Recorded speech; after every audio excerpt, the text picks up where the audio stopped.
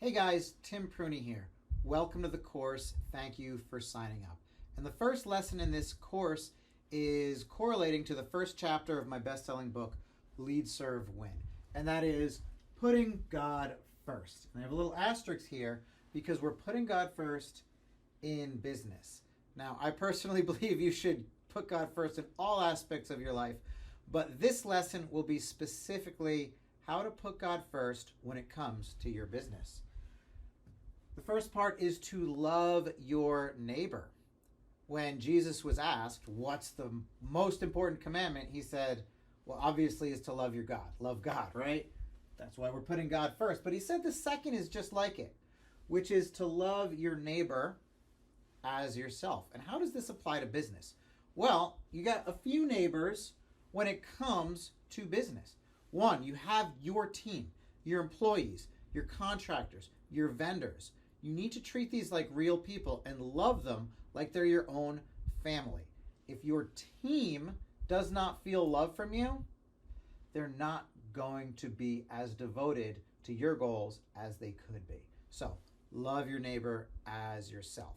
This could be paying your people a fair wage. This could be not scamming your customers. Give your customers real value. Give them a real refund if it doesn't work out. There are a lot of ways to put this principle into action. And then also your physical neighbors. If you are sharing a business plaza with someone, or let's say your business is on the road, like a lot of my businesses have been, you want to love your neighbors on the road as yourself, right? But it especially comes in handy when you are in an office complex and you're sharing space with other businesses. You want to be respectful of them as well. So this is one way that putting God first will actually help you, because you're going to have good relationships with these people, and that's only going to benefit you in the end. The next is to ask for guidance. A lot of entrepreneurs don't pause. They make snap decisions. And people that do that, usually you start doing that because you have good instincts. But even those of us with the best instincts can make mistakes. So I strongly recommend that you pause and take some time to ask, is this the best thing for my company? Is this the best thing that my company can be doing? When you're in a hiring situation, ask, is this the best person?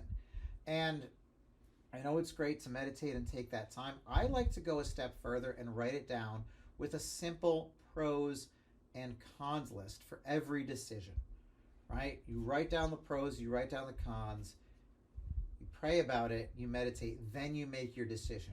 By putting your decision-making process through this, it makes things so much better. So ask for guidance. Divine inspiration will come if you allow it. Number 3 is to stand on principles. This is probably the most negative of all of these, because a lot of times it means saying no, right? In my book, I talk about letting your yes be yes and your no be no. And sometimes a certain product idea might come that doesn't really align with your principles, or a certain marketing campaign might get proposed to you that just doesn't feel ethical or right to you. And you can't go wrong by standing on your principles, even if it hurts you in the short term.